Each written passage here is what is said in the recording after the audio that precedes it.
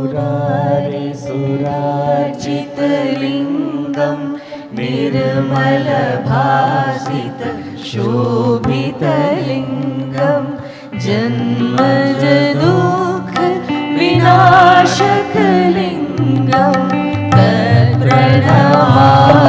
सदा शिवलिङ्गं